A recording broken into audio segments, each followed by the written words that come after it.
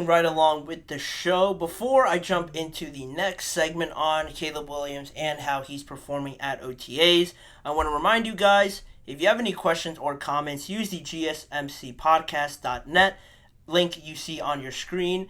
This makes sure that I can see your comment pop up in my chat box and read it out loud and just get your guys' perspective or point of view on anything I say or on any of the topics. It's a major help for this show. So again, if you could, please use the tip and donations link, gsmcpodcast.net, as well with any of your questions or comments. And also, I forgot to mention it on the last segment, Dave's channel actually provided a comment as well saying, CJ Stroud, top dog in a young quarterback, of the young quarterbacks in the South. So I agree.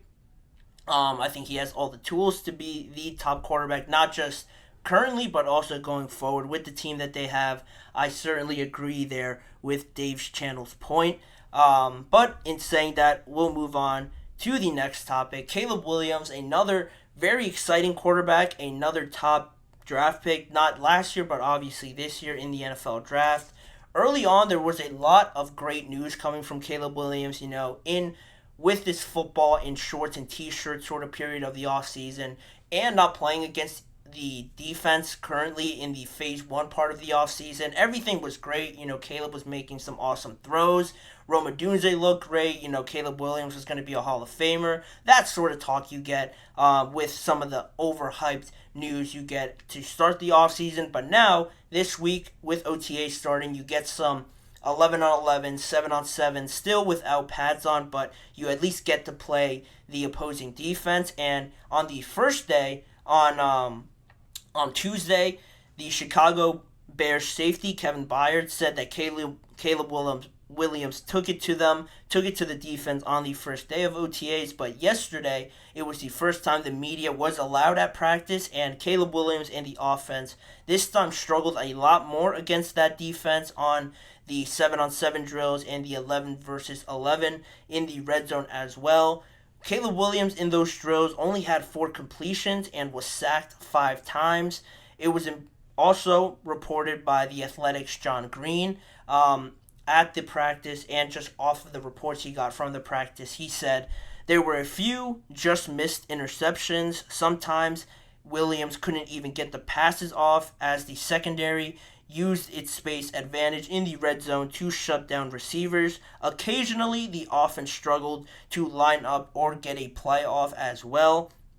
I think it's important to preface that there was no Rome Odunze, there was no Keenan Allen, or also the whole right side of the starting offensive line for Caleb Williams. And the offense there, not an excuse, but just something to keep in mind that certainly does affect some of the outcomes. But defensive coordinator Eric Washington also acknowledged the defense's great performance yesterday on Thursday. Said it was a good day for them. They were flying around, and they were really salty from the first day. So they came out there sort of trying to get some revenge on the young quarterback, and they were successful in that. Now, is this a big deal at this point of the offseason to see Caleb Williams struggle? I think it's a big deal, but not for the reason that a lot of people would think. Some people would look at this and say, Caleb Williams, he wasn't everything everyone was talking about. I knew he wasn't really that kind of quarterback to be drafted number 1. People are just waiting for a reason to jump on him and, prove that he wasn't one of the greatest talents we've seen recently come out of college. But I think it's a big deal, but for the reason that it just puts more of a challenge on the plate for Caleb Williams. And at the end of the day, you don't want everything being so great that it almost seems flawless right now for Caleb Williams and almost too easy for him. There is going to be that transition period, and it's more important to have it now at this point where you can correct it right after the play and see what went wrong as well in some situations, rather than having him breeze through the whole offseason. The defense maybe not trying as hard as they can on the number 1 overall pick, and then once the season comes, you have all these problems and all these struggles and mistakes that he's making. It's rather to get it all out of the way now, and Kevin Byard sort of touched on it a little bit. He said that this is what it's supposed to look like when a rookie quarterback plays a young top 10 defense in the NFL, all in good spirit, but he also stated that these rough days will only help Caleb Williams, and I think that's pretty much where I fall as well. There was some good also from yesterday's practice in OTAs.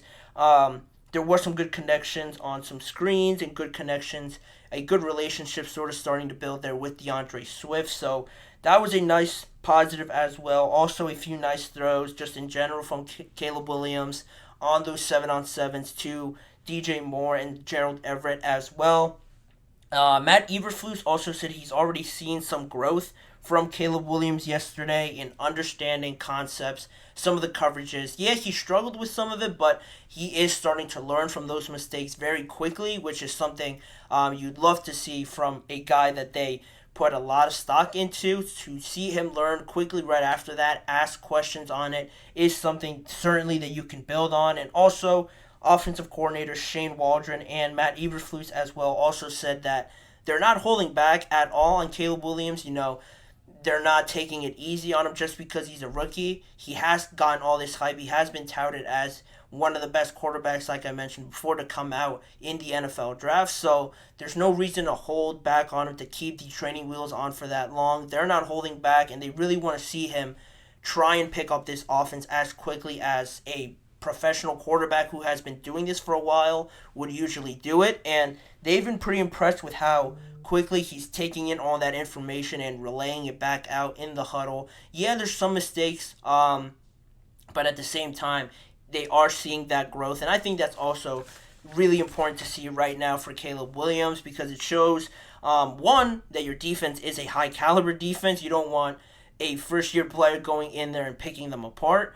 If he's as good as advertised, he will, like he did in the first day, but also the defense has to show some sort of hold there to show their capabilities, and I love that from the Chicago Bears players, not taking it easy on Caleb Williams, and it's great competition, and it just shows more motivation as well for Caleb to study harder. It only grows that chip on his shoulder even more to go out there and sort of prove those guys wrong, stick it to them the next practice, and that's really the best part of the OTAs period, when you can't really hit anybody.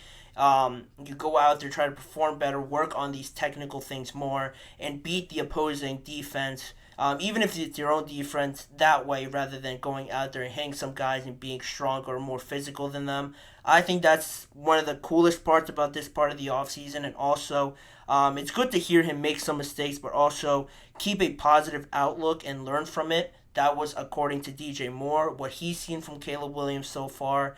And, they have the, you have to see the whole offense together as well. I sort of prefaced it by saying some of them missed out on the first week of OTAs, but next week when you get more players in there and you get full strength offense versus full strength defense, I think that'll be more entertaining. And it's another chance to see Caleb Williams grow with what he can do with the full offense. Right now, it's a little bit bumpy for the young quarterback, but it isn't anything to sweat about. He's going to do great. I think they got their guy finally in Chicago. I'm very excited to see him come September and throughout the whole regular season, how he tries to change the narrative around the Chicago Bears.